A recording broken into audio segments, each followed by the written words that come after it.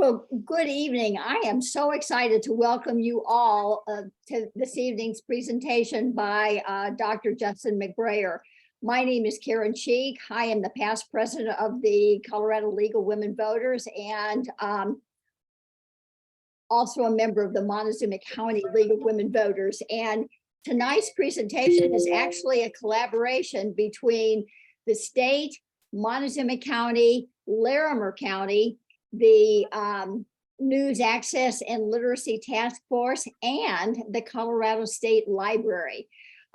We have 277 people that have signed up for this presentation, and I can assure you that you will not be disappointed. Just to very quickly, because I don't want to cut into Dr. McBrayer's time, but he came to do a presentation for our league last fall at our public library. It was in person, and was so interesting, and people were so engaged in what he had to say that I called Beth the next day and said, what do you think? Could we do this at the state level? And she said yes. So hence the collaboration tonight. So I'd like to introduce Dr. McBrayer. He is a philosophy professor at Fort Lewis College in Durango.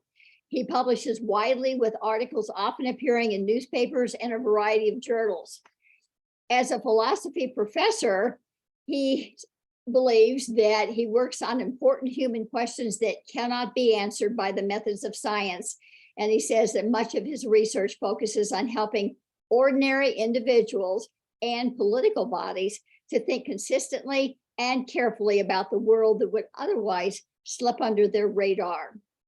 Dr. McBrayer admits that he's fallen for fake news, and so he wrote a book for ordinary people just like you and me. This is a copy of it. It's called Beyond Fake News, Finding the Truth in a World of Misinformation. And if you are interested, you can purchase it on Amazon. There is also a link to Dr. McBrayer's website if you'd like to learn more about him. The purpose of his research is to provide people with information who want to know why we face the problem of fake news, how we can solve it. He also talks about how we got here, how we personally may be continuing to contribute to the problem, and how we as a society can take important steps to reduce the quantity and effects of mis and disinformation in our environment. And so it is my great pleasure to be able to introduce Dr. McBrayer. He's going to speak for about an hour, and then it will be followed by answering some of your questions. So take it away, Justin. Great. Thank you, Karen. And thank you, Hannah. It's a pleasure to be here. I appreciate the invitation. I was telling Hannah earlier, after having researched something like this for 3 or 4 years, I get so invested in it and so interested in it that I'm just delighted to find that there are other folks out there who want to think about fake news and what it's doing to our society and how we can do better. So I'm grateful for the invitation. I'm going to go ahead and share my screen so that you can see some of the slides that I've prepared to walk us through tonight's presentation. Karen, can you see that? Or Hannah, can you give me a thumbs up? Does it look like it's coming through? Yes, you are all good. Okay, great. So the plan is to take what I hope will actually be less than an hour, so maybe something like 35 or 40 minutes, to walk you through the basic mechanics of what I'm going to call the fake news marketplace. So I'm going to focus on how fake news works, why it works the way it does, and some of the more prominent effects that it has when it comes to social dynamics. And then I want to open it up to hear from you, because I think it's a lot more fun if we can be interactive and you can say, look, Justin, I think you really blew this, or, you know, I think this is wrong, or I think we can do better here. I want to hear from you and have an interactive discussion. So that's the plan. I'm going to give you a 30,000-foot overview of the fake news marketplace, and then we're going to have some time to interact at the end of the presentation. So without further ado, then, let's jump into it. And right off the bat, I want to hit you with the big idea. This is the unifying idea of this presentation. The big idea is that political information problems, fake news problems, if you will, especially when they come to matters of politics, are not the result of maleficent producers, evil people out there trying to trick us, or ignorant consumers. Instead, it's really the result of producers, sharers, and consumers just following the incentives that they have in place. This is a somewhat radical thesis. If you search around online, you're likely to find all kind of civic-minded groups, maybe like the League of Women Voters, that seem to suggest that the problem with fake news is news literacy. There just aren't enough people who are taught how to read horizontally on the web or to look at their sources or whatever. And if only we could have a little bit of literacy, news literacy, then the fake news problem would go away. I think it's not that simple. And if you read what some journalists have to say, they seem to suggest, well, the fake news problem is this problem of Russian disinformation agents spreading lies about Hillary Clinton or whatever else. And if we could just somehow kick those malevolent actors out of the news ecosystem, all will be well. That's too simple too. It's a much harder problem to solve because in fact, we've set up the information scape in such a way that people have incentives to be sloppy about the news. And when they follow those incentives, we get the kind of epistemic crisis that we're seeing today. So in some ways, what I have to tell you tonight is bad news. This is not going to be as easy as just having a news literacy course added to high school curriculum, or it's not going to be as easy as having Facebook regulate bots or something like that from a Russian disinformation campaign. This is going to be a much harder problem to solve because it's going to have to do with the incentives that are in place for how we produce, share, and consume information. So with the big idea out there, let me start at the very ground zero, and let's think about fake news.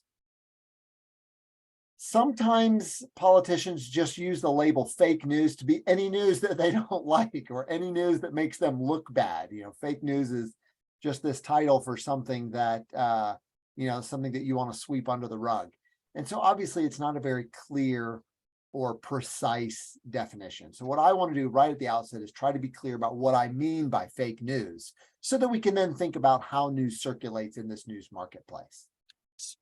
So I want you to consider these 4 different categories. The first 2 on the screen are different types of information. There could be accurate information or there could be deceptive information. By information, I mean any sentence or claim or belief that's true. So information is about stuff that's true.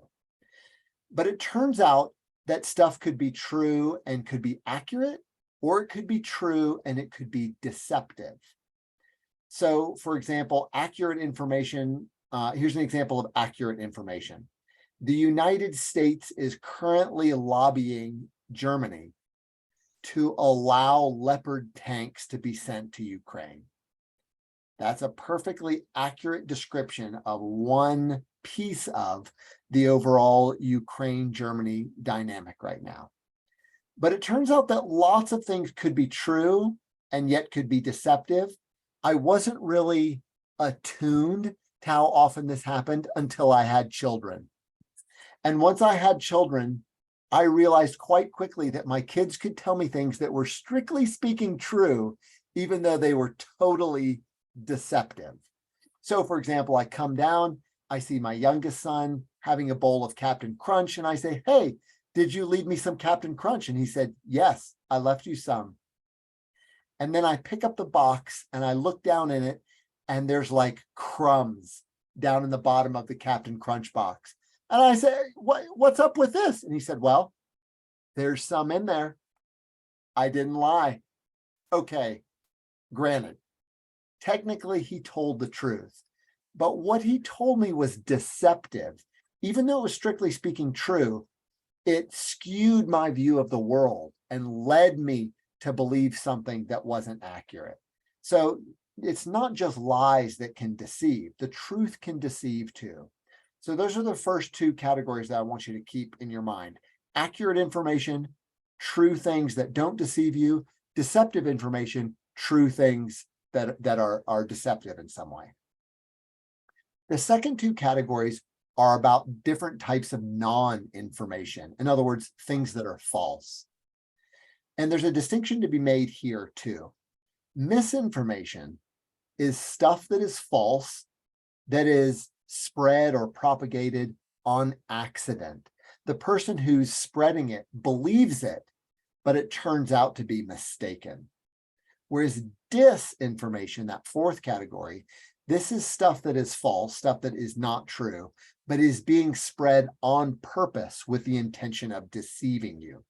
So both misinformation and disinformation refer to false claims, false beliefs, false stories.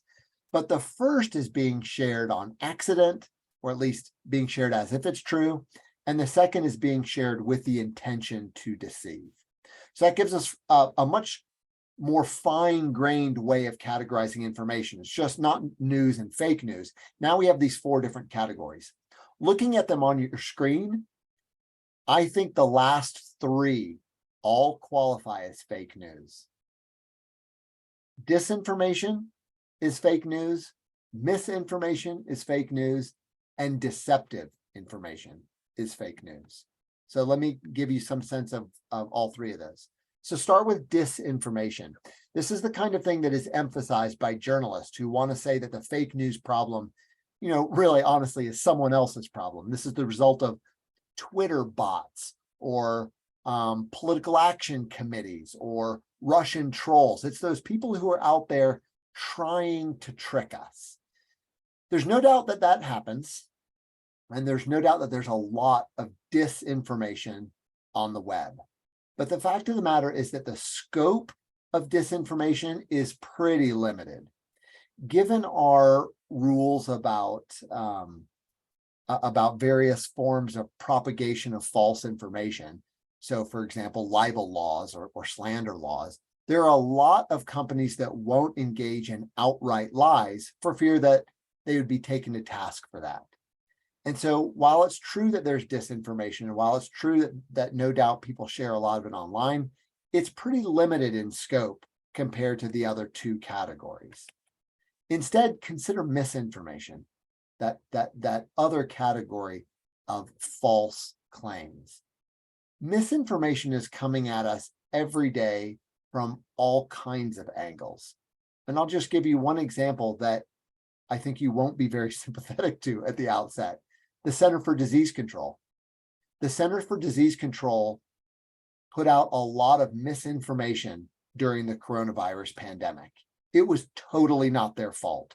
They were following the best science, but the best science shifted pretty radically over the course of 18 months, and the CDC changed its guidance in accord with that.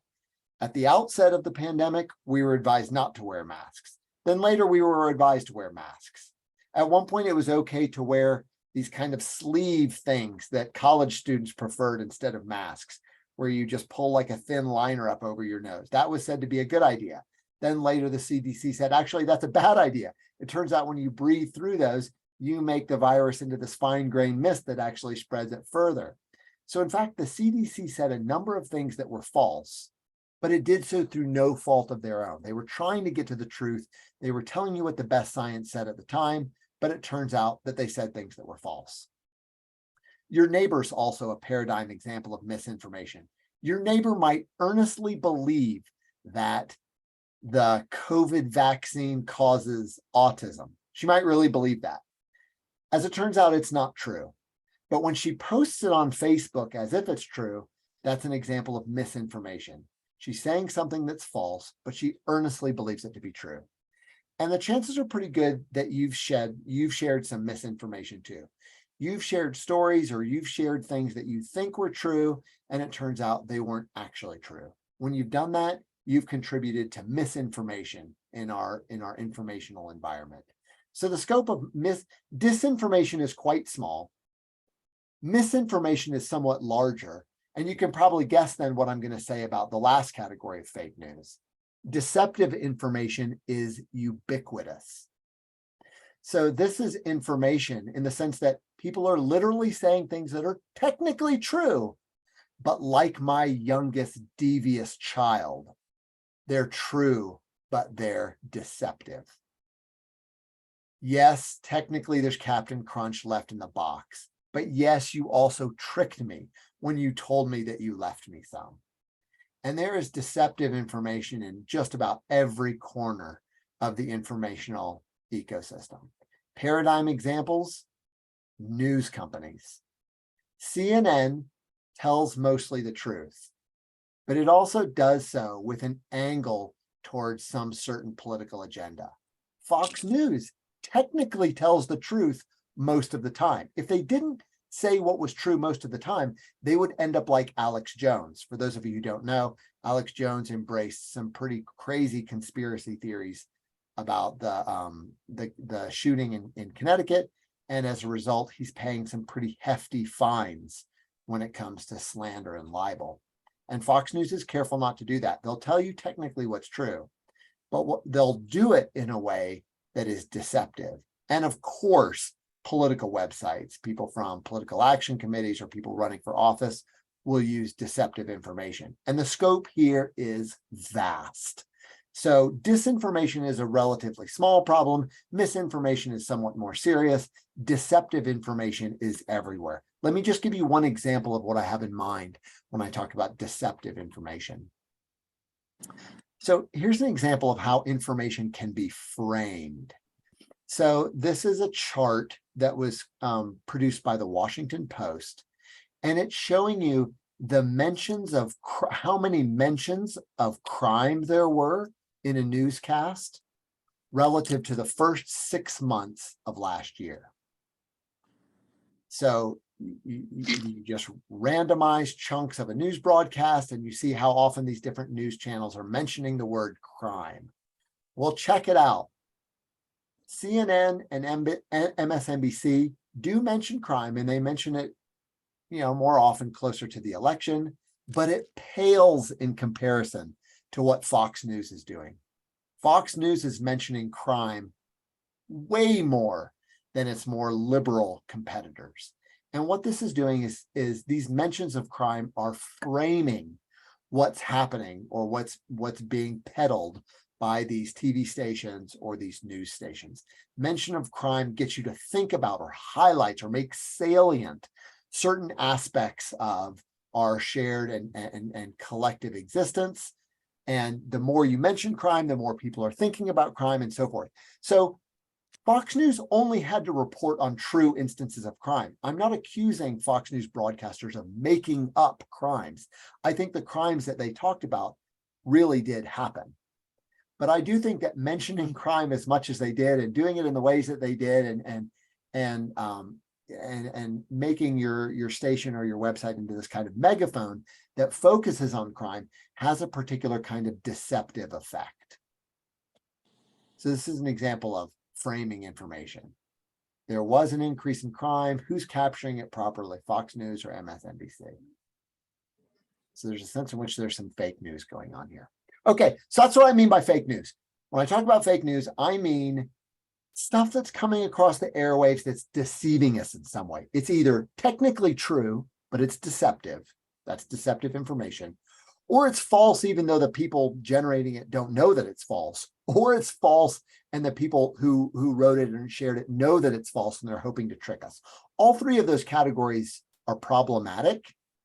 And so I'm going to lump all three of them into the category of fake news. Okay, so that's what fake news is. Next question. Why is it out there? And you already know from the big idea that I pitched to you at the outset of the presentation, I think we ought to think about information as existing in a dynamic marketplace. In a country like the United States, where there's a free market for news, what explains why news is being produced, why news is being shared, why news is being consumed, has to do with the incentives of the producers, the sharers, and the consumers. If you want to know why certain news stories make headlines in Russia or China, that's a different story. But if you're thinking about Western democracies, if you're thinking about information, you should be thinking about a market, because that's how that information functions. And in any market, you have suppliers and you have consumers. You have a supply side to the information market. You have a demand side to the information market.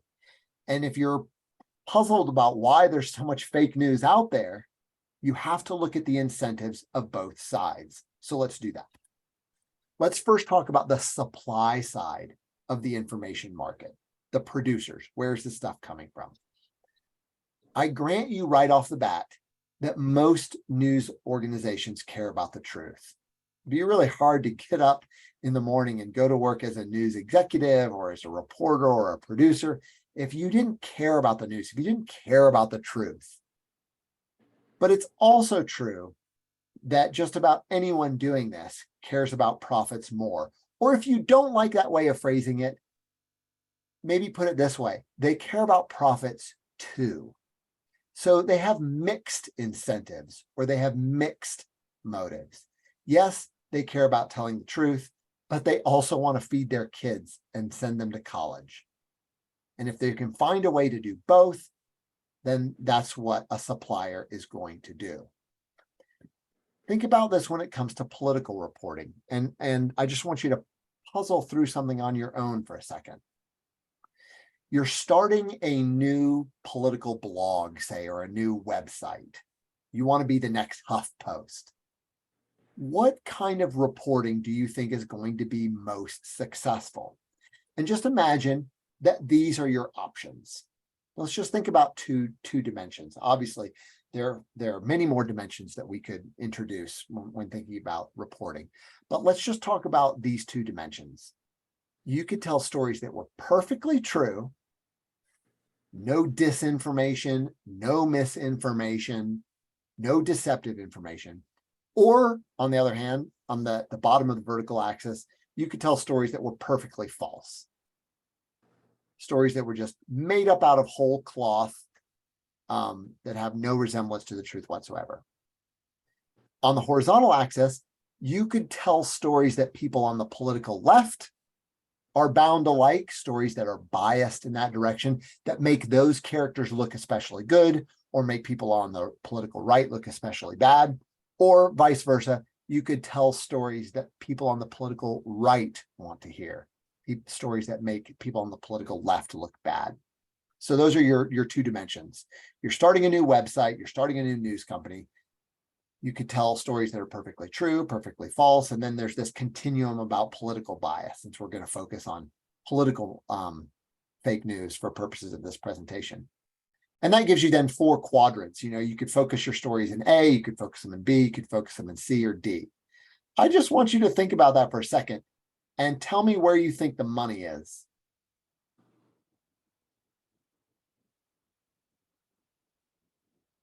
You got to start a website or a news story. Where do you think the money is? Is it in A? Is it in B? Is it in C? Is it in D? Is it right in the center? Is it at the top? Is it at the left? Is it the right?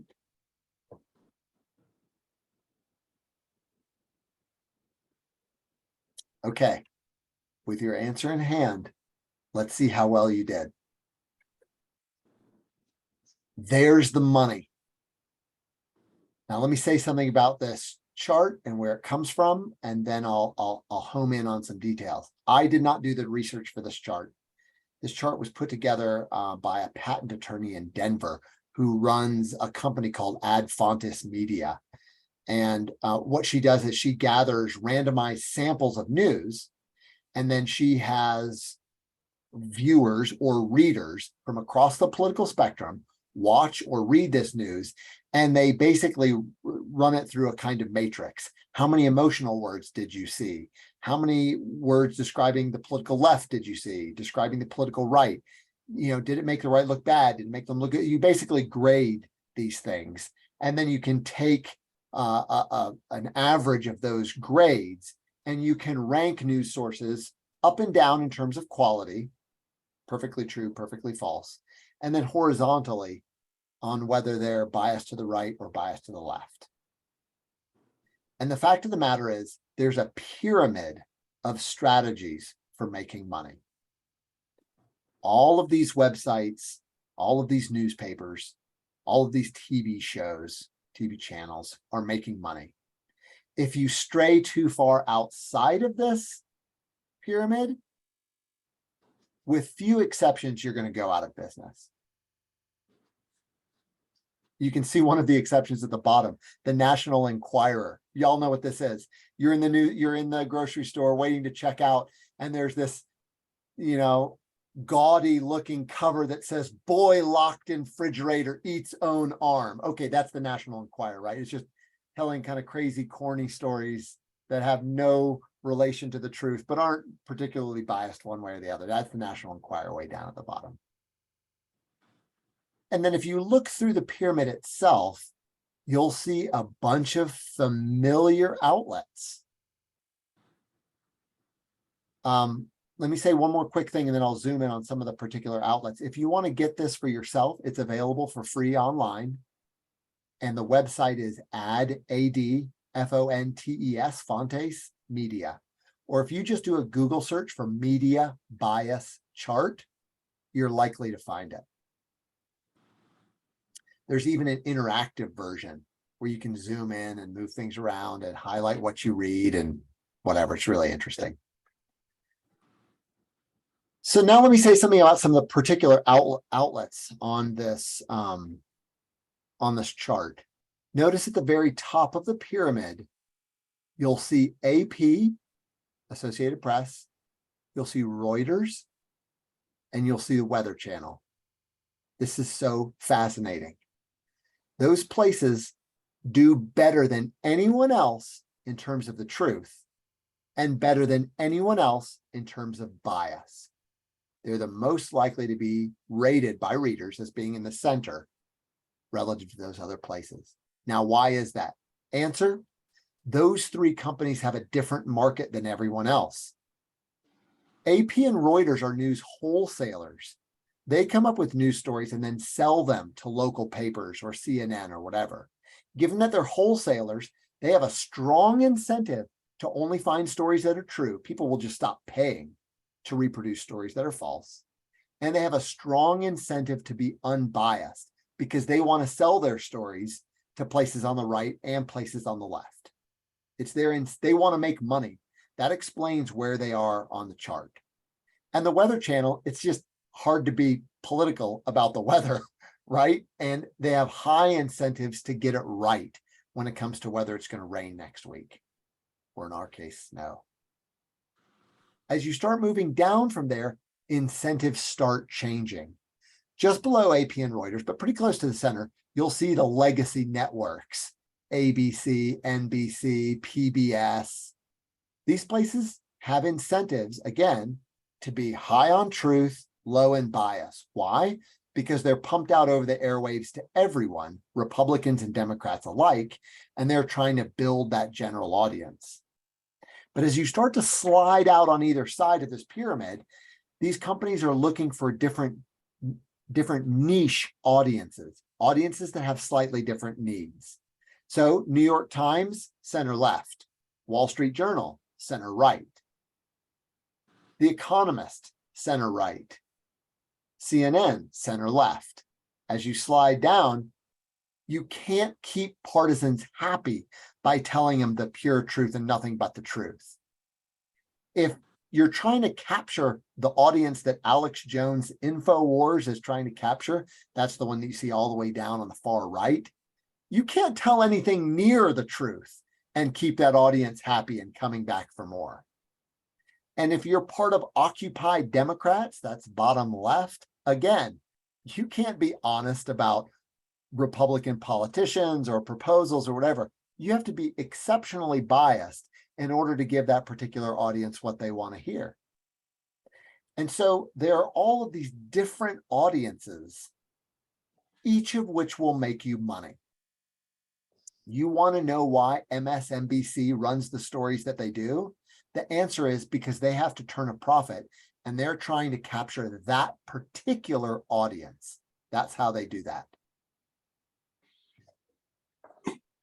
This is a perfect picture of the incentives of news producers.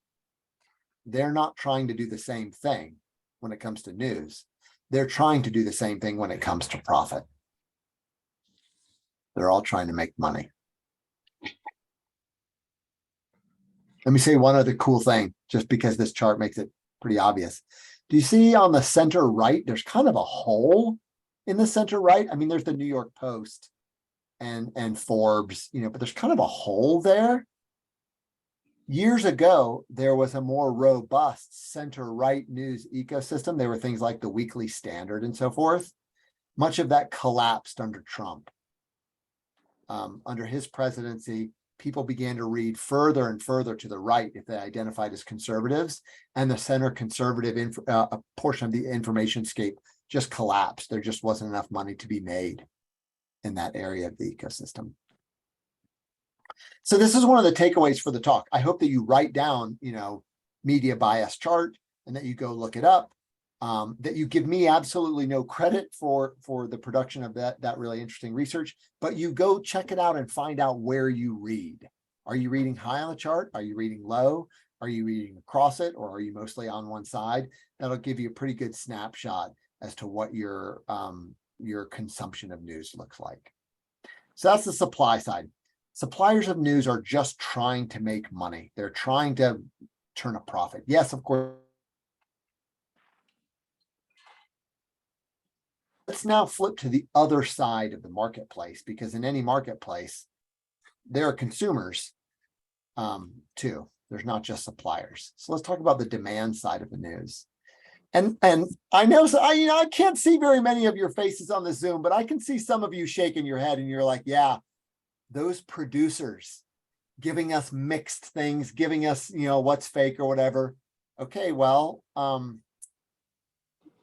we should all tone down the self-righteousness a little bit, because it turns out we're all part of the problem too.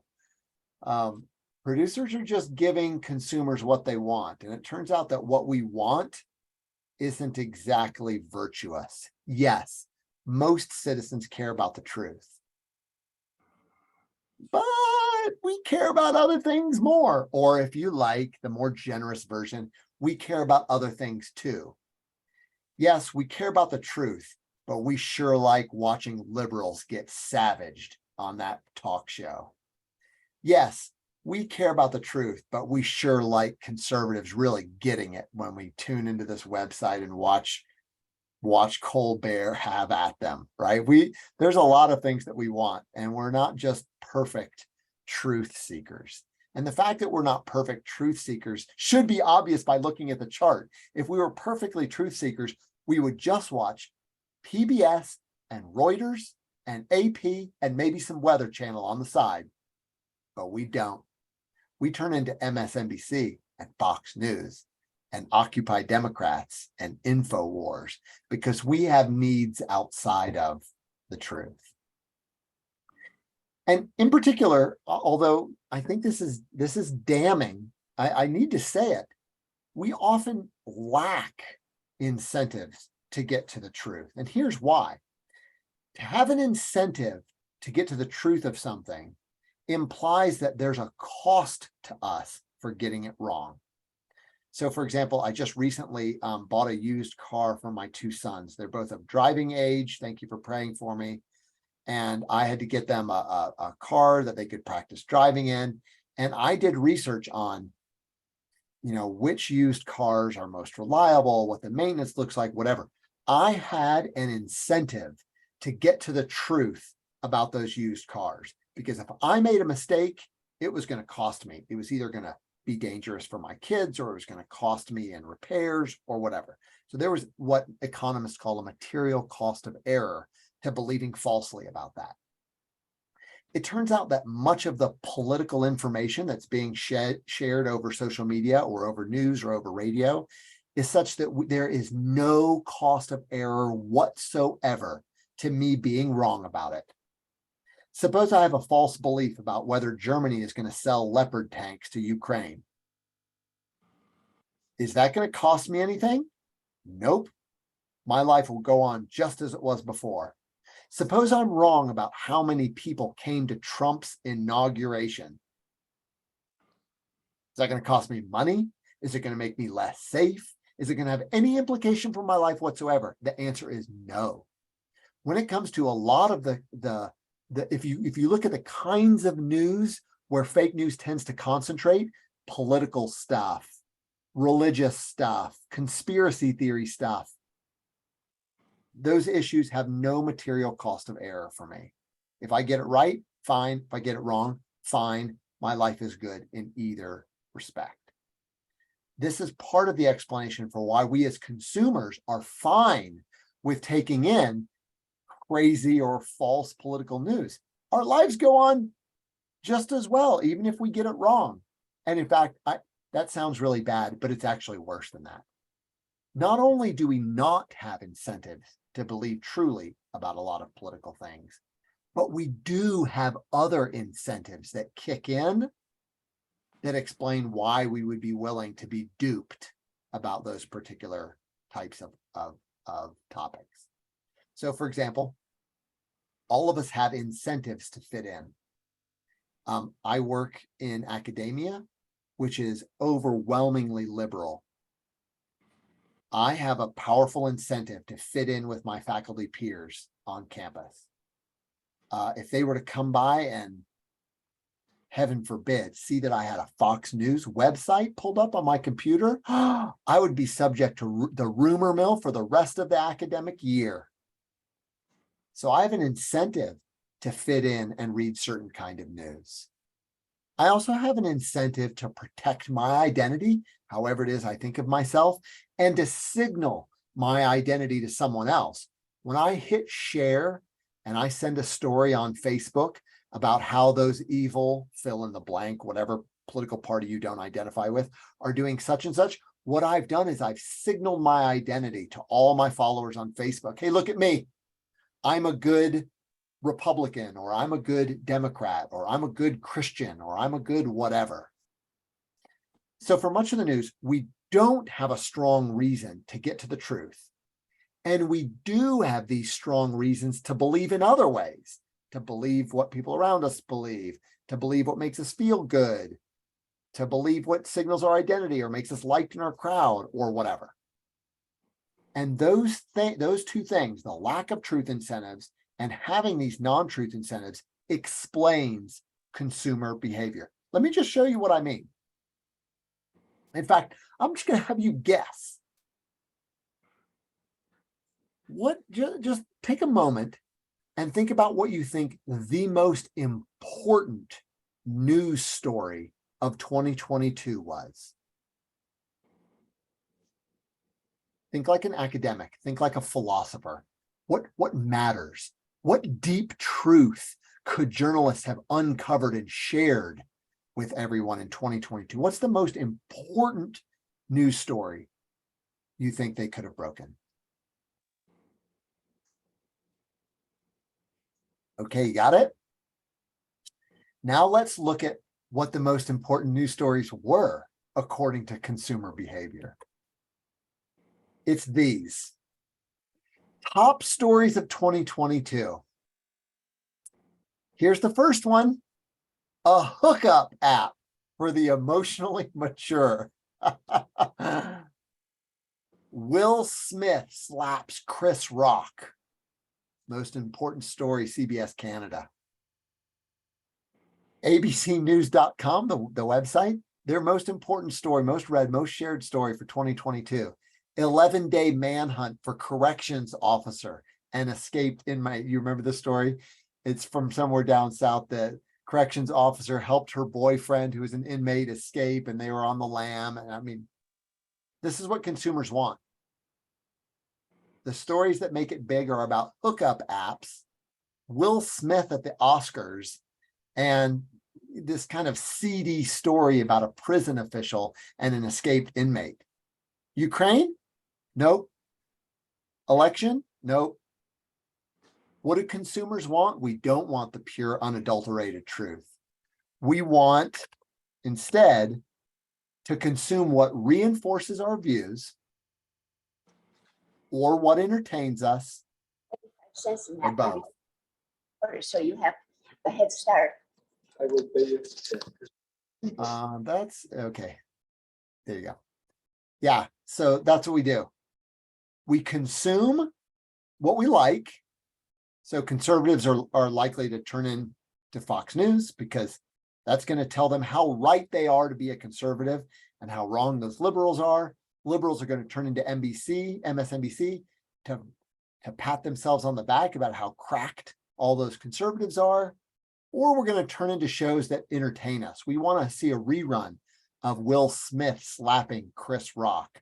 We want to see Stephen Colbert eviscerate his conservative guests on the TV show or whatever. That's what we do. We're not after pure truth. We have these other things that we want. That explains why we consume what we do. And which stories do we share? Consuming stories, that's one thing. What do you tune into, what you read? But which ones do you repost on Twitter? Which ones do you share over email? Which ones do you like on Facebook? It's the stories that signal our allegiances, the ones that let everybody else know what a good team player we are for team liberal or team conservative. That's what consumers do. So if you want to know why we have the kind of fake news epidemic that we have right now, the answer is suppliers have mixed motives in supplying information or misinformation or disinformation, and consumers have mixed motives when it comes to consuming what they consume. Add those two things together, you get a fake news marketplace. Okay, so enough about the marketplace itself. Third piece that I want to talk about, and final piece that I want to talk about, in this initial presentation. There's the marketplace, so what? What are the effects? So let me just tell you a few of the things that this does. So what is the result of having a fake news marketplace of the sort that I've described? Well, here's the first thing that happens. The companies that get really good at exploiting some niche audience, the companies that get really good at entertaining you or allowing you to signal your allegiance or whatever, tend to be the stories and the places and the companies and the websites that we follow. What that means is we tend to tune into big companies like Fox News that are covering national stories.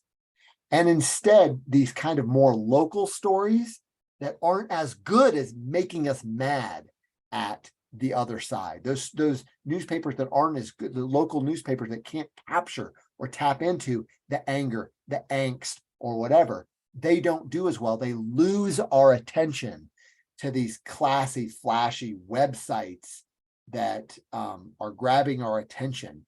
And as a result, we get what people now call news deserts. So if you look at this chart, it's really a map of the United States divided by county. And then the counties are color coded. This is Washington Post if you want to search for it. The counties are color coded. The darkest ones are the ones where there's no newspaper at all. And then the lighter color has one weekly paper. And then the dark gray has one daily. And then the light gray has more than one newspaper. So in brief, the light color gray, those are places where there's a lot of news, especially local news, paper news. And the yellowish, those are places that are news deserts.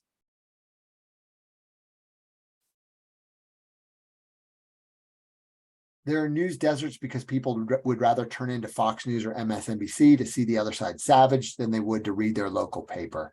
And as a result, local papers are closing. And here's some of you who are interested in politics have probably already noticed this about the map.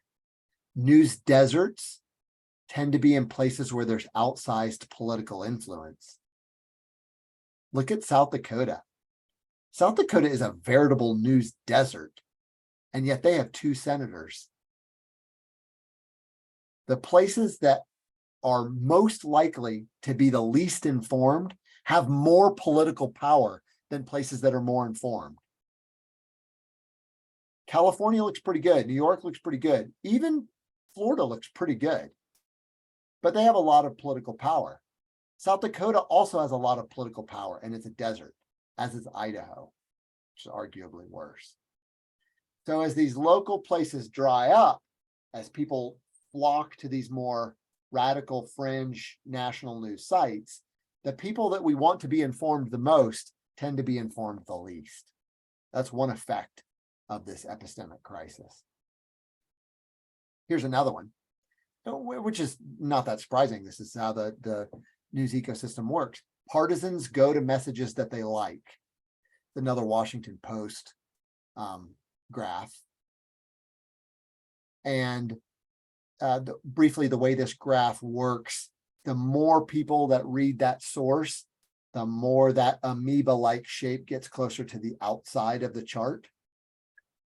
So there's an inner circle there that I think is 25%, and the next one is 50%. And then blue are people who self-identify as Democrats, red are people who self-identify as Republicans, gray are people who self-identify as independents. What do you know? Liberals are far more likely to read the New York Times than they are One America News. Republicans are far more likely to watch Fox News than they are MSNBC. Independents obviously are somewhere in between.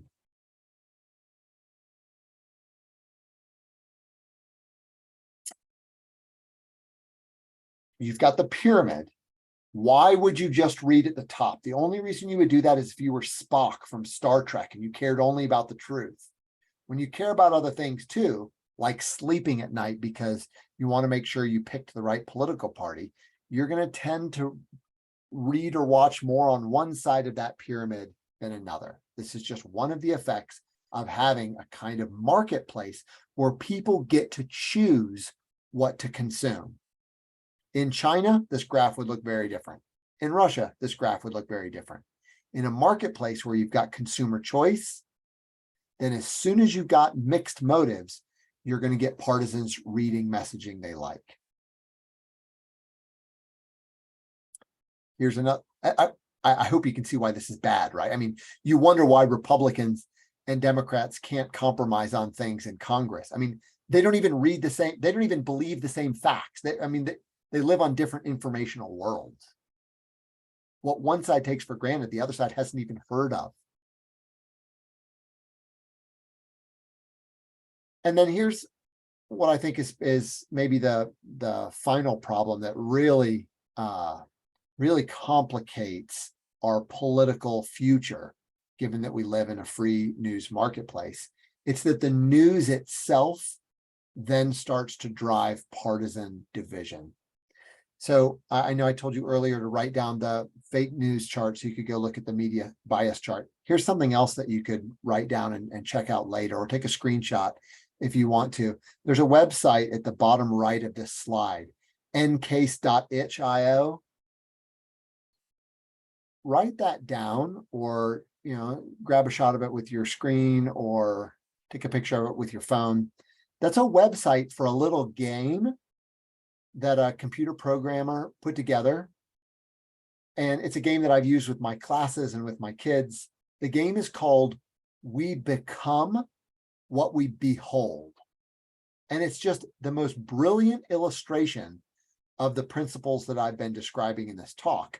Briefly, what happens is, in this game, you move a little square around on your screen and try to capture what little stick people are doing. And you've got to capture things that they do that other stick people will find interesting, or else you won't win the game. Like if one stick person gives another stick person a hug and you grab it with your little screenshot, the caption will say something like, well, that's nice, but peace doesn't sell. I mean, who wants to see that? But if one of the stick men pulls out a gun and shoots another stick man, that's the kind of thing that you want to capture on film. And you'll see what happens if you play this game. Some of the stick figures have round heads, circles. Some of them have square heads.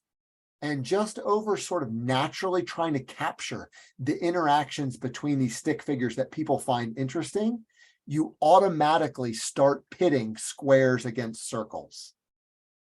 It's just this brilliant illustration of how just trying to capture interesting interactions drives hatred or partisanship, division between people. The 5-minute game to illustrate this really troubling principle. And here's some data to back, if you're thinking, oh, great, Justin, you gave us a game, to bolster your argument. That's that shows poorly on academia. You think a game would work. Here's some data that bolsters the point I want to make. And I want to end with these slides because I think they're so damning. This is a chart from the Pew Research Center, and it's showing the level of partisanship in 1994. I chose this because this is the year I graduated from high school. In 1994, Pew took 20 different issues and asked people what they thought about these issues, and they could give answers. They could give the liberal answer, they could give a kind of independent answer, or they could give a conservative answer. Like, do you think we should ban assault weapons or whatever? And, the liberal answer might be yes, and the conservative answer might be no, and the independent answer might be, in certain cases or whatever. And what Pew was doing was finding out how pure people were. If you gave some liberal answers and some conservative answers, then you were going to be in this kind of purple area. In other words, if you look at this chart, on the far left are the people who answered all 20 questions like a good liberal. On the far right are people who answered these 20 questions as a good Republican, a good conservative. And in between were people who are mixed. They might have a conservative view about abortion, but a liberal view about spending. They might have a conservative view, about gun control, but a liberal view about something else. So the people in the middle, they're mixed. So this gives you some sense of people's political partisanship in 1994. How much overlap was there? How much could they compromise on? Take a look at it 20 years later. Here it is in 2014. Different questions because the political issues of 1994 were somewhat different than the political issues in 2014. But it was the same methodology. You ask 20 questions and you see how many people answer them like good liberals or good conservatives. And look at the stark difference. In 2014, there's a valley, a rift opening between people who see themselves as liberal and people who see themselves as conservative. People are far more likely to give consistently liberal answers or consistently conservative answers in 2014. Now, that was 2 years before the Trump election. What do you think this chart is going to look like next year when Pew does the same thing, when they do their 20-question partisan divide chart? The middle is going to be all but gone, given the trajectory that we're on. And I think fake news bears some of the blame for this level of partisanship. When people don't watch the same channels, when they don't share the same basis of fact, when they tune in to watch someone from the other side get mocked or savaged by someone on your own political team, when you carry your smartphone around with you and you get alerts all day long about what good liberals are supposed to think about this issue, what good conservatives are supposed to think about a particular issue, what that does is it makes you into a partisan. It hollows out the ground for compromise and political independence. So that's one of the other effects of this fake news marketplace that I think should trouble anyone who lives in a democracy that relies on people coming together to think carefully about problems and to make compromises for good solutions. So that's the tail end. Then we're approaching 1 hour. That's the tail end of my presentation, my pitch to you. So what I've done is I've tried to be clear about what counts as fake news, giving you some conceptual categories for thinking about that. I've tried to model why I think the news marketplace works the way it does by trying to outline incentives for people who produce the news, incentives for people who consume the news, and incentives for people who share the news. And lastly, I've given you at least some gesture at some of the effects of the kind of epistemic crisis that we face right now. And I've done all of that with a focus on political misinformation, political disinformation, and the political news market. So I'm totally interested to hear from you. What else would you like to know? What do you think I got wrong? I'd be delighted if someone wanted to say, look, Justin, you just totally blew this thing. Here's what I think is going on. I'd love to think about that. And I haven't talked at all about solutions, in part because that's really a different presentation. I mean, that would take us too far afield.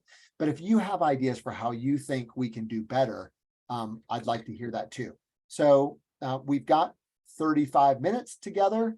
And what I'm going to do is I'm going to stop sharing my my screen so we can see faces instead of words.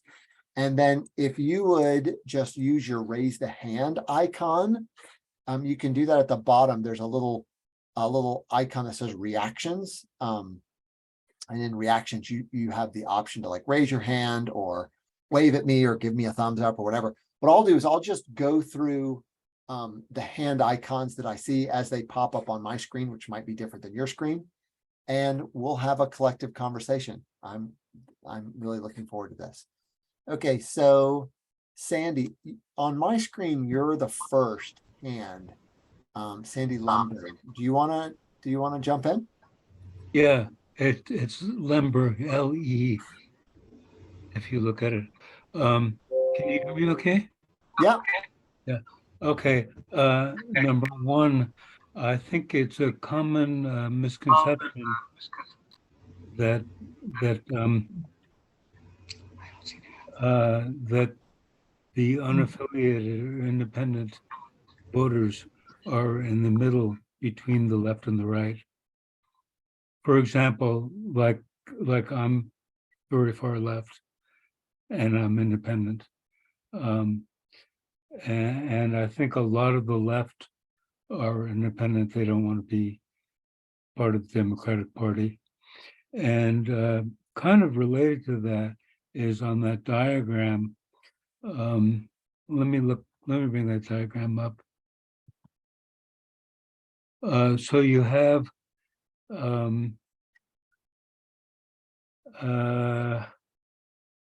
you have breaking points. You just have it breaking points as just an image of Crystal and Sagar, but they're down there on the lower middle, if you look at the diagram. And so the representatives being fairly unbiased, but to the right.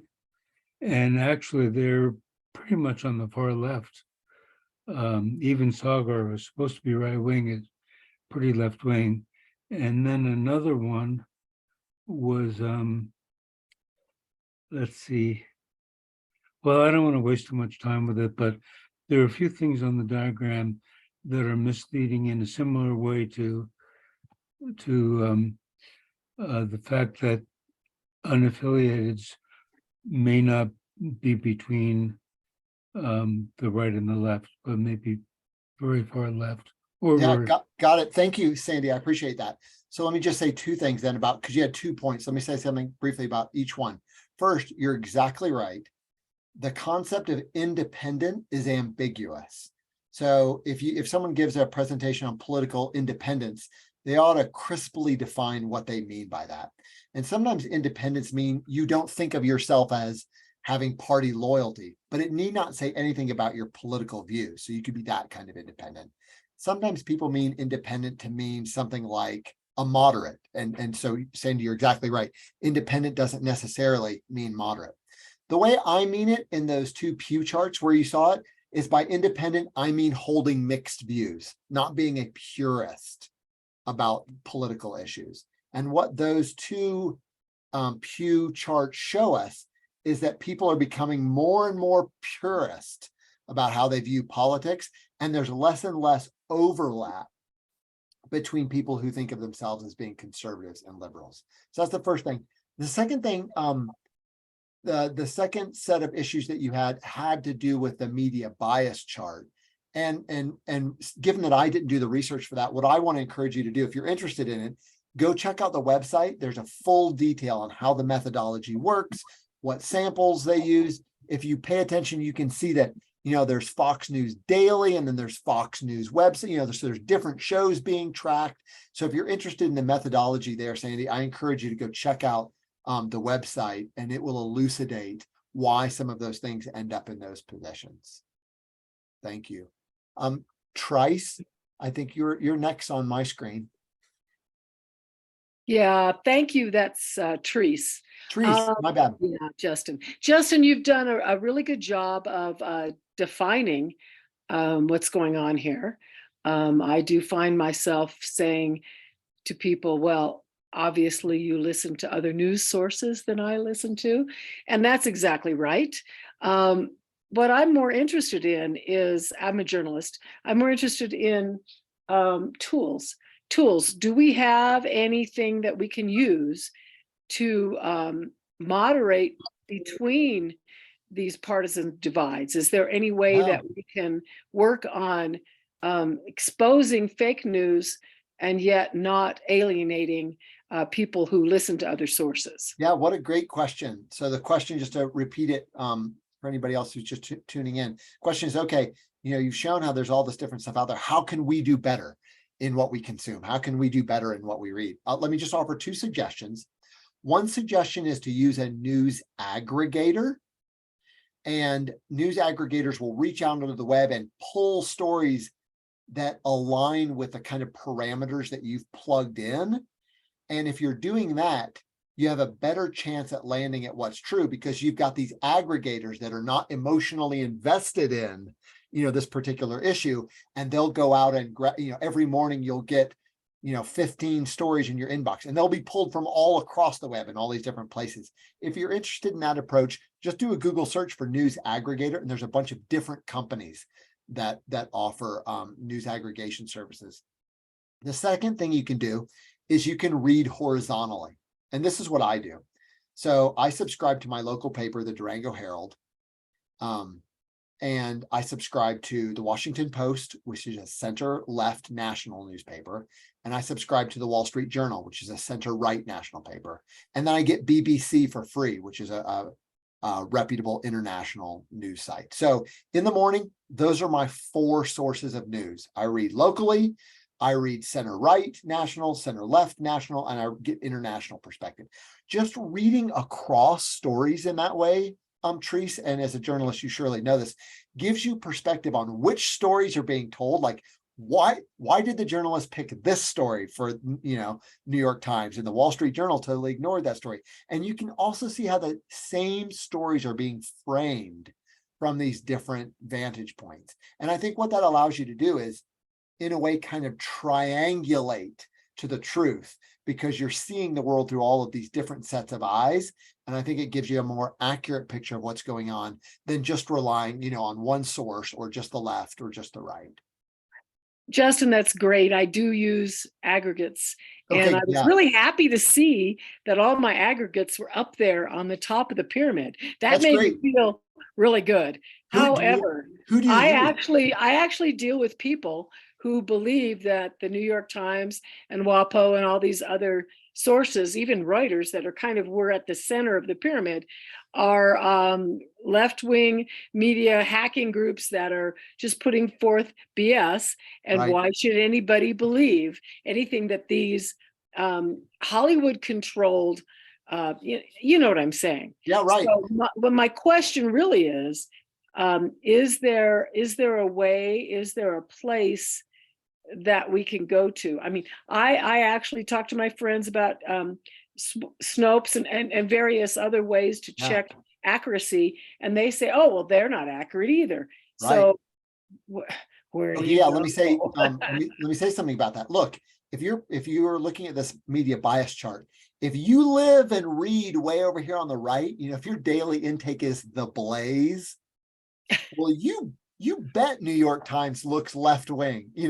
From the Blaze perspective, it really is. I mean, that's like way over on the other side of the chart. So you can see why people think that.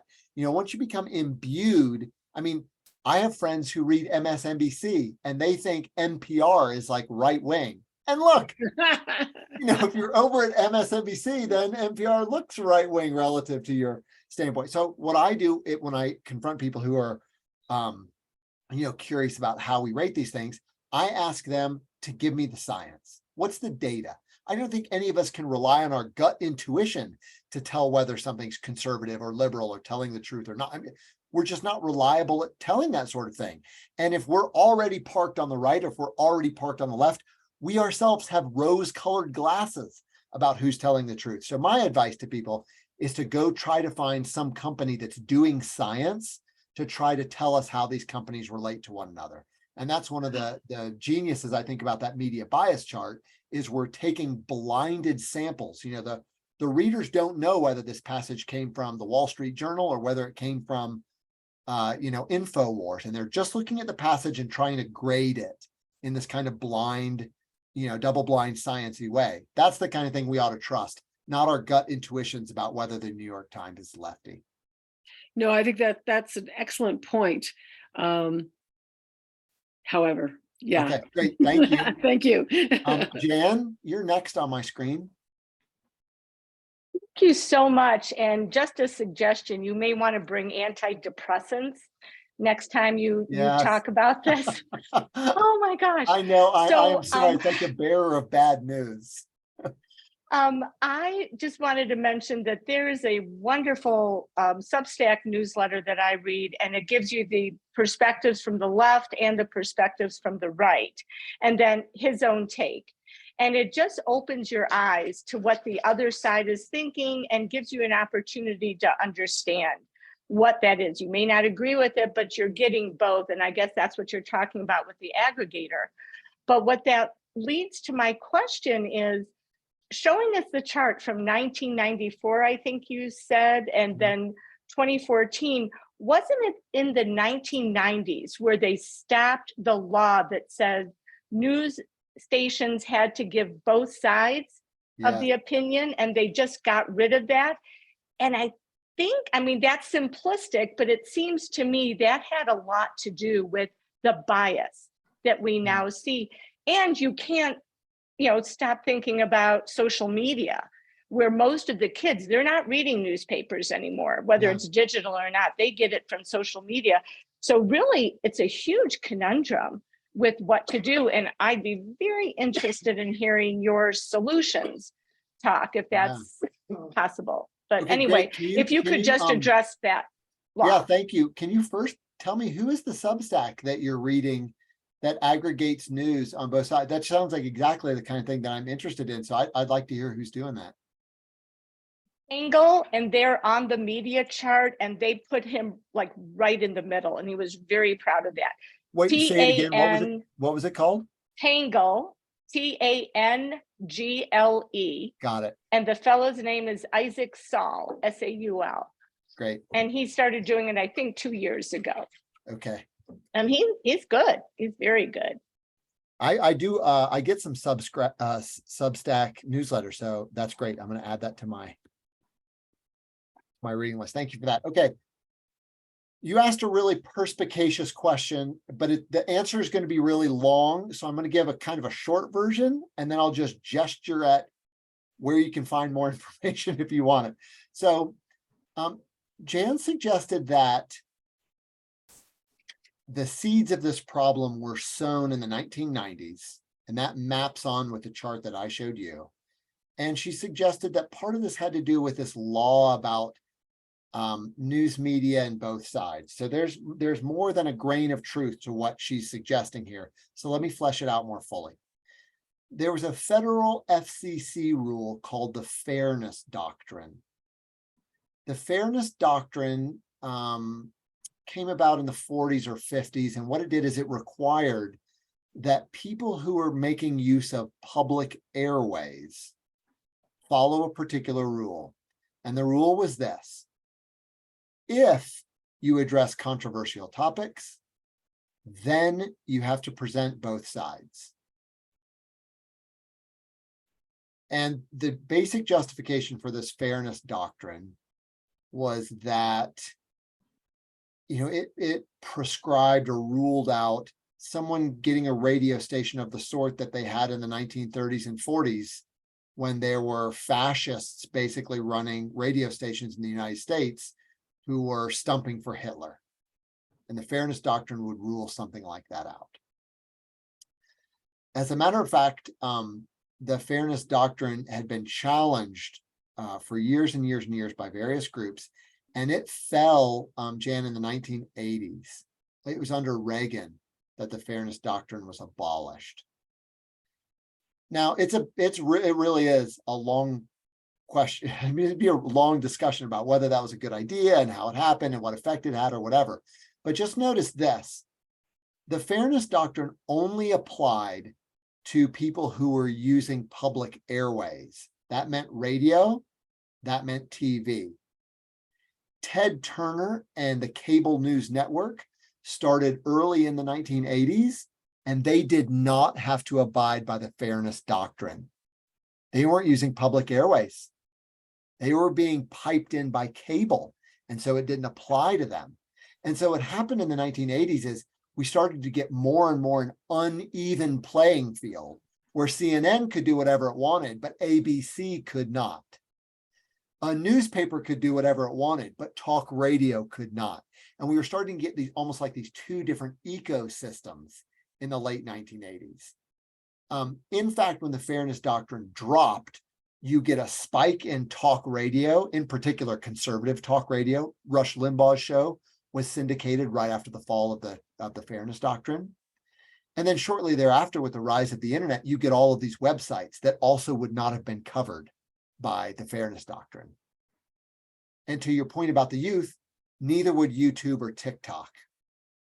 So it's not obvious that bringing the fairness doctrine back would be like a panacea, but I do think you're right that that is one of the pieces that explain the overall puzzle. Basically, it was a constraint on the news marketplace that went away after the late 80s.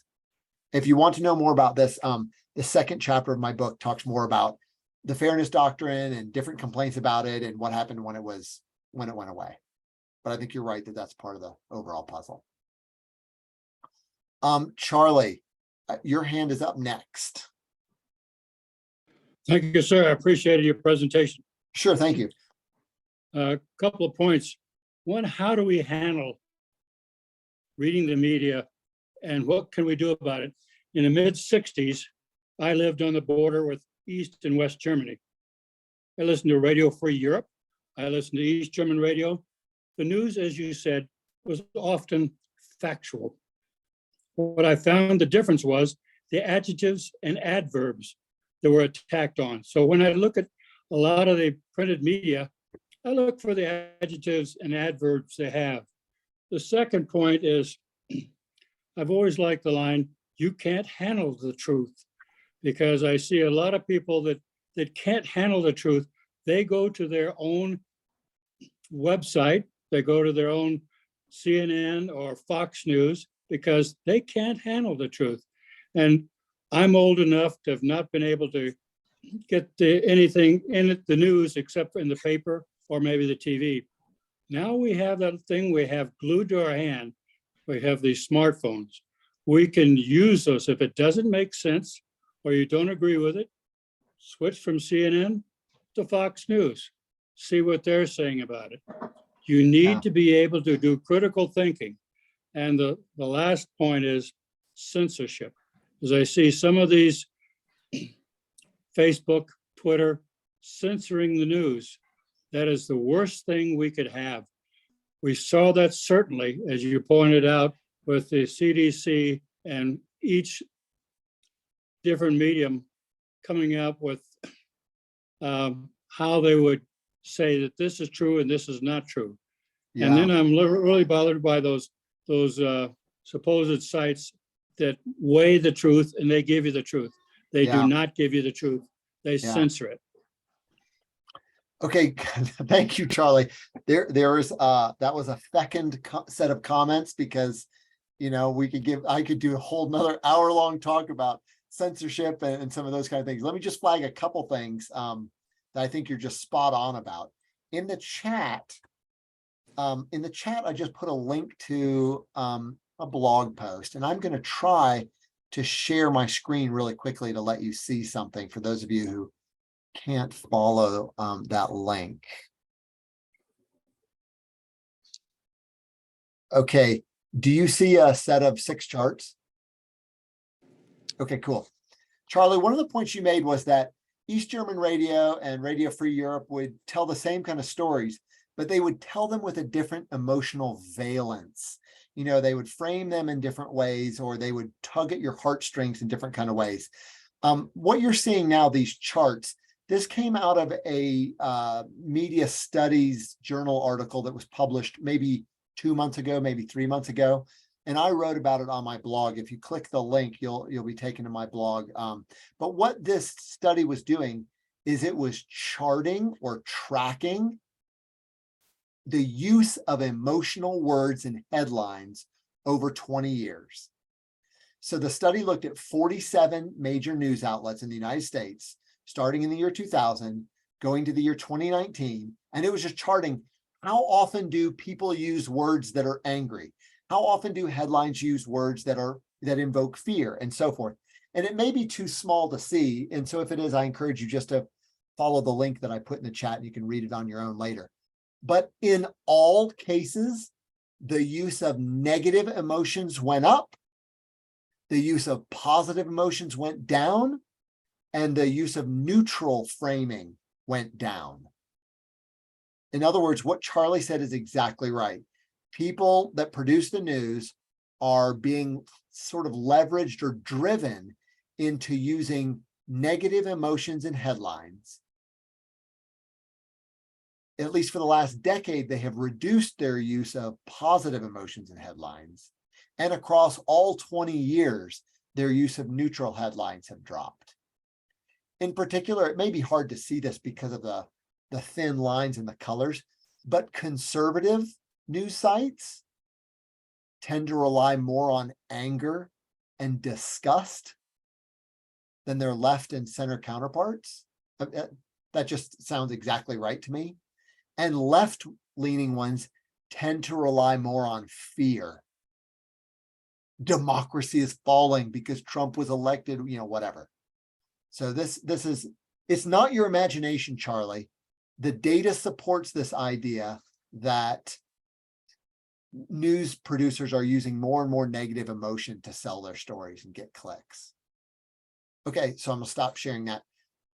The second thing I want to just follow up on briefly is this idea about censorship. So I agree censorship is not going to be a clean solution to this problem, but in defense of people who talk about censorship, notice that there's a lot of stuff that Twitter and Facebook and other social media companies do that doesn't really seem like censorship, and it does seem like they've put their finger on the scale in a certain kind of way. So Facebook measures people's engagement with stories, and they're more likely to circulate or put a story in your feed if it engages you. And it turns out the things that engage us are the things that make us mad, or the things that disgust us, or the things that outrage us. So I'm not, of course, proposing, like maybe some people are, that we should somehow censor Facebook or Twitter or whatever. But I do think that if they're putting their thumbs on the scale and feeding us stories that are likely to do this kind of thing, then that's different than a kind of censorship. And I think that we should hold those kind of companies accountable for the kind of algorithms that they produce that feed us stories that make us hate each other or emphasize them. They're different than just a bulletin board. They're not just letting people post whatever they want and then they go on. They're taking those posts and sharing them and pushing them out and pumping them in ways to produce engagement. Okay, Barbara, you're next. Hello, thank you very much for this presentation. I would just add into what you have put out that the lack of deregulation because of the passage of the Telecommunications Act of 1996, which was put into effect to encourage competition. But the problem is when the lobbyists put money in the politicians' hands, you now have 6 mega corporations which own 90% of the media, and all the rules that used to be in place since 1934 no longer exist. And as a result, there is no local news. And you have like Sinclair Broadcasting, for example, that have a conservative viewpoint. And they own 193 stations. So you're ending up now with terrible distortion. It's no longer, which was before your time, the news from Walter Cronkite, where you had everybody would be watching the Yeah, same thing. Now you're played upon. We only have niche audiences because this is good for advertising. It's good for making money. And we are in a very unhealthy place. And yeah, the capitalism is going to kill us. It is killing us compared. Well, when we started out in the 30s, we were the only country that privatized the media. Everybody else went, that was around then, went for a government operated system. So this is now what you have. And there are countries that have some privatization, but not like this. So, this is what's been going on since the 80s. yeah, So thank you for anyway. that. Thank you for that comment. I think actually I agree with 89% of what you said. I just want to offer a hearty amen. When you have deregulation and a free market, you can expect people to follow their incentives. And that's what producers are doing. They're just doing they're writing stories that get clicks, because if they don't get clicks, they get fired, right? Or if they don't get clicks, they don't sell ads. I mean, so in a sense, I want to agree. And now I think where I disagree is whether state controlled media is some kind of a panacea. I look to China and Russia and I think, and they got fake news problems too. So I think BBC, either way you go. I go for BBC because, and Yeah. I listen to Pacifica because BBC goes all over the world. The US is very egocentric Yeah, in terms of its news. I agree with you. And I think BBC is production. quite good on basically everything except for covering the royal family. When it comes to the royal family, I'm like, oh God, BBC, not another story about, so we've all got our blind spots, right? Justin, one more thing, that the reporters are obligated to the parent company that owns them. So this is the other problem. If the parent company, one of the mega corporations, which also is the media corporations, also have defense people that manufacture weapons and oil. So if they don't follow the letter of the law, they lose their jobs. So this is the other problem. And I put in a plug for media literacy, which I am actually studying now. So, and adults need it desperately because they're not going to get it in school. Yeah, I So agree with you. anyway, thank you Yeah, so much. thank you for that. Yeah. Johnny? Yeah, thanks.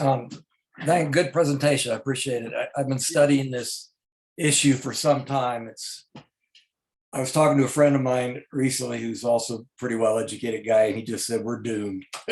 Yeah. So, It is so- discouraging. This is why I know, it's pretty discouraging. But here's the deal. I keep thinking I'm a solutions guy. And so what I've watched especially like during COVID, a lot of people kind of went down the rabbit hole. Like they were heavily influenced and it moved them to a certain direction. Usually that direction was kind of conspiratorial, right-wingish, but not necessarily, because there's a lot of left-wing conspiracies too.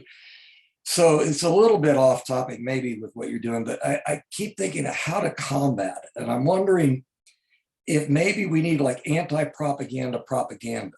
Like, here's an example. So a buddy of mine, recently I was talking to a lady and she said her dad got the COVID vaccination and then died. And I thought, well, so I read up on that a lot. I actually have kind of a background in this, and it's possible, but not likely to die from it. So, and yet people think it's really prevalent. So I thought maybe you could use satire, like make videos of people walking out of a COVID vaccination clinic and their heads explode. And then you put that online, and then some people would watch it and believe it. But the people that are in the middle that are kind of getting moved one way or another, maybe they would look at that and say, wait a minute, we should perhaps question this.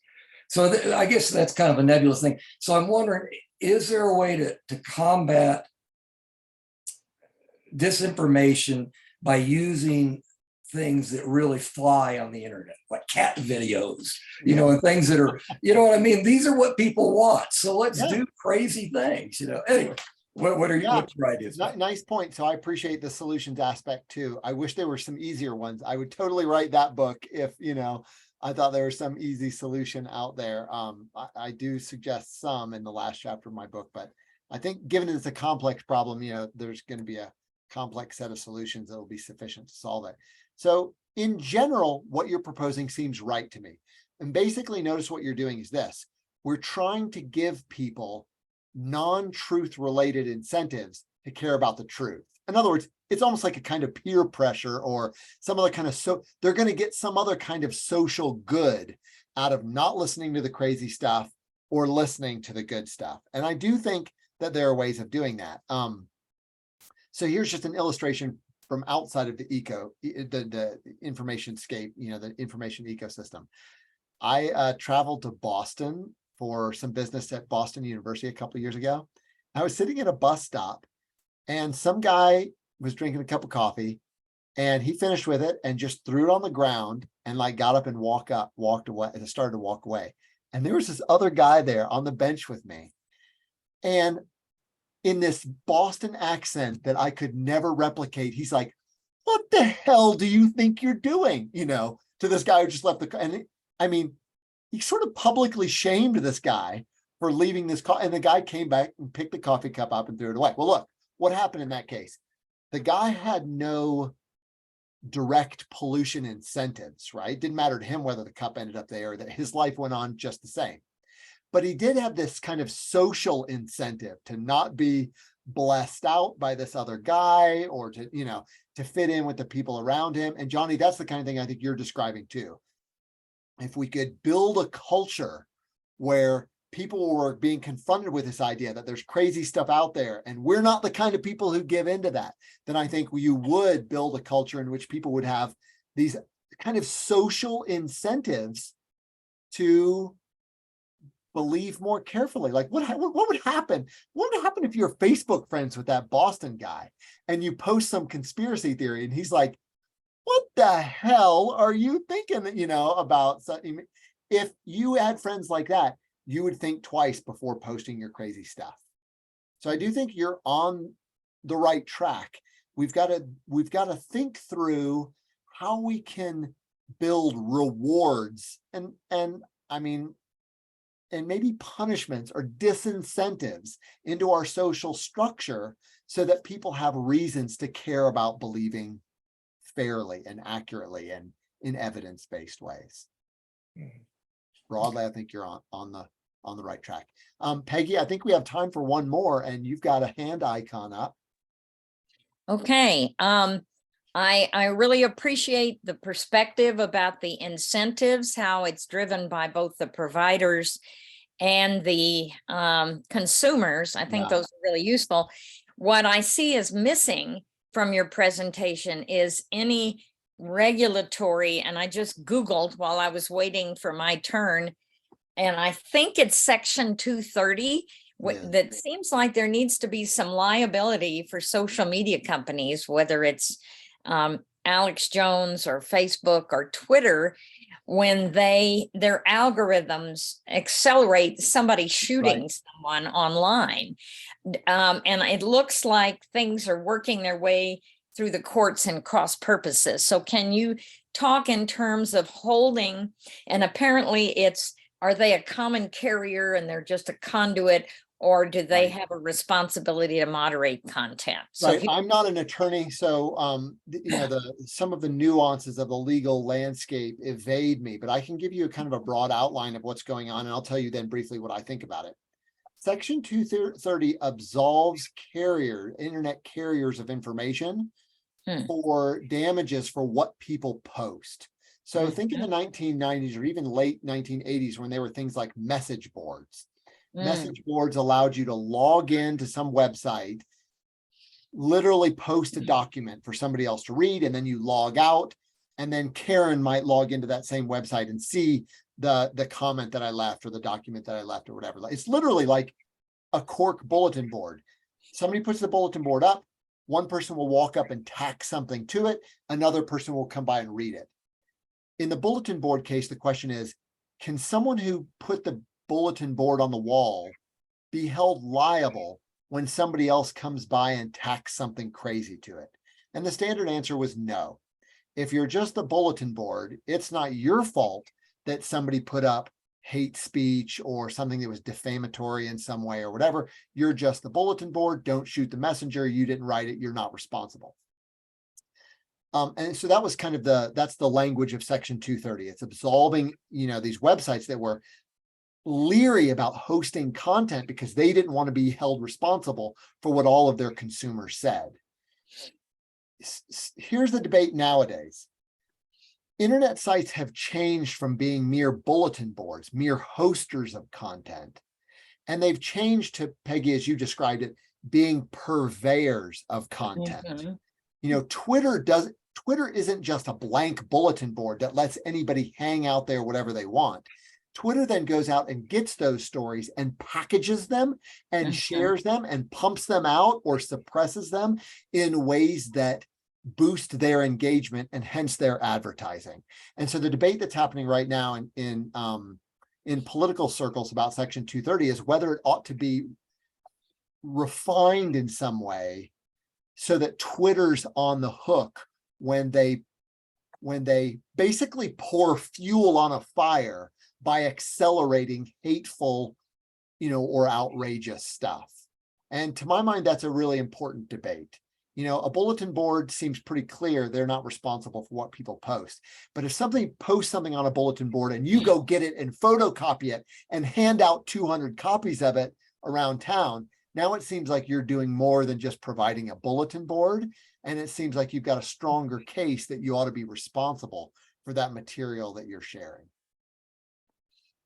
Well, I How's that? think Like the a- Russian involvement in the 2016 election, and they were putting out outrageous things, and all the social media companies were saying, "Oh, if I put this out, multiply the times it shows up in people's Right. feeds, then I get more clicks." And it seems like there should be a consequence for that. Yep, and that's what's being argued right now. Should we revise that Section 230 to take into account the fact that Twitter isn't just passive, it is now acting to do stuff. And as soon as you're acting, it now seems like we ought to hold you accountable for the actions that you've taken. So do you have a position on that? It sounds like you're I think supporting I think that. I think the standard defense that we're just a bulletin board no longer holds. Mhm. So I think that's an important question that we ought to resolve. Thank you. You're welcome. Karen, that takes us to 7:32, actually. It does, and I suspect we could probably be here for much longer. I appreciate the wonderful questions, the lively conversation. Thank you all for attending tonight. As you know, this is being recorded. If you are interested in having a copy of the information and the links in the chat, if you will, many of you may know this, but if you'll click on the chat, the little chat screen, there are 3 little dots near the bottom towards the middle. And if you'll click on that and then click on save chat, that will save that to your computer, and then you can go back at your leisure and use those links that people have so graciously added to the discussion today. So thank you so much, Justin. This again was a wonderful presentation. And thank you all for taking time to come tonight. This will be posted, since it's being recorded, on the LWVCO YouTube website, and it should be up sometime tomorrow, would be my guess. Great. So- I just want to say thank you to everyone. That was a lovely, we had a lovely conversation, and thank you for all the work that you do with the League of Women Voters. Great. Well, good evening, everybody. Ciao. Thank you so much for this.